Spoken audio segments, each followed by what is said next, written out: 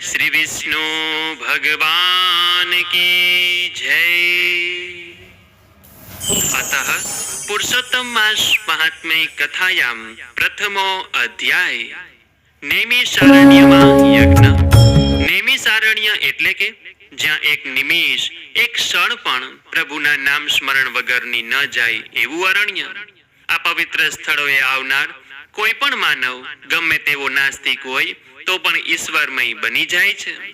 આ નૈમિષારણ્યમાં યજ્ઞ કરવાની ઈચ્છાથી શૌનક, કૌશિક, અગસ્ત્ય, ભૃગુ, ગાલવ, ગૌતમ, અત્રિ, ગર્ગ, જમદગ્નિ, ભારદ્વાજ, જૈમિની, ગૌતમ, કાત્યાયન, કપિલ, ઉદ્દાલક, જાંબાલી આદિ અનેક ઋષિ મુનિઓ અને તપસ્વીઓ પોતાના શિષ્ય સમુદાય સાથે અહીં એકત્ર થયા હતા। ઋષિઓ શિષ્યોને યજ્ઞની તૈયારી કરવાનું જણાવી બધા ચર્ચા વિચારણા કરવા બેઠા। આ સમયે શ્રી વ્યાસજીના શિષ્ય શ્રી સૂત પુરાણી ત્યાં પોતાના શિષ્યો સાથે પધાર્યા।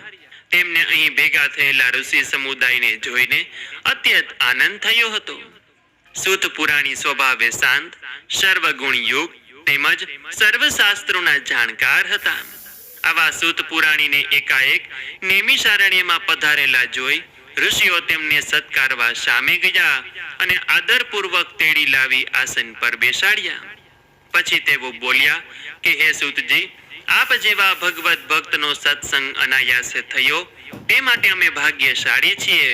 આપ અહીં પધાર્યા છો તો કોઈ હિતકારક અને જગતનું કલ્યાણ થાય તેવી કોઈ કથા કહો।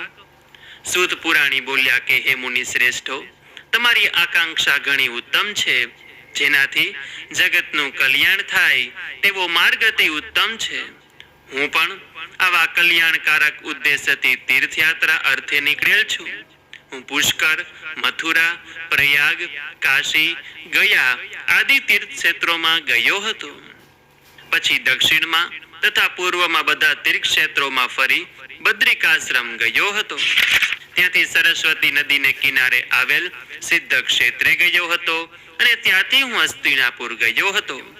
મને ત્યાં સમાચાર મળ્યા કે પરીક્ષિત રાજા રાજપાટ છોડી ઋષિના શાપથી મુક્ત થવા માટે ગંગાજીના કિનારે ગયા છે અને ત્યાં શ્રી 16 વર્ષના જ્ઞાની અને તેજસ્વી પુત્ર શ્રી સુખદેવજી કથા કહેવાના છે।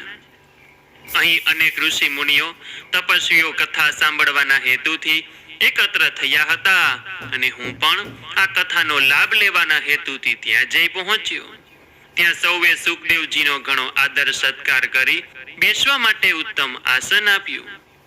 થોડો સમય પરસ્પર કુશળ સમાચાર પૂછવામાં ગયા અને એ પછી પરીક્ષિત રાજાએ મુક્તિ માટે ઉત્તમ માર્ગ બતાવવા વિનંતી કરી। આ વિનંતીને માન આપી શ્રી સુખદેવજી શ્રીમદ ભગવત કથાનો આરંભ કરે છે। આ શ્રીમદ ભગવત કથા 7 દિવસ ચાલી હતી અને 7મે દિવસે પરીક્ષિત રાજાની જીવન મુક્તિ થઈ તે મેં પ્રત્યક્ષ જોઈ હતી। ત્યાં મારા સાંભળવામાં આવ્યું કે નૈમિષારણ્યમાં જગતના કલ્યાણ માટે યજ્ઞ થઈ રહ્યો છે અને તેમાં અનેક ઋષિ મુનિઓ એકઠા થનાર છે। આ સાંભળી હું અહીં આવ્યો છું અને આપ બધાના દર્શન કરીને હું ધન્ય થયો છું।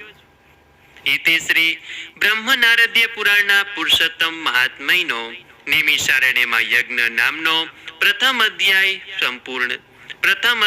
સંપૂર્ણ। तो बोलिए पुरुषोत्तम भगवान की जय, श्री विष्णु भगवान की जय। तो હવે પછીનો પુરુષોત્તમ માસ મહાત્મ્ય કથાનો બીજો અધ્યાય આપણે નેક્સ્ટ વિડીયોમાં સાંભળીશું।